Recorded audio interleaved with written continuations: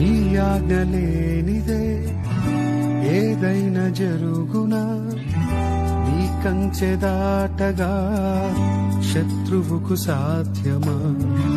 నీ ఆజ్ఞ లేనిదే ఏదైనా జరుగునా, నీ కంచె దాటగా శత్రువుకు సాధ్యమా? ఏమైనా చేయగలవు కథ మొత్తం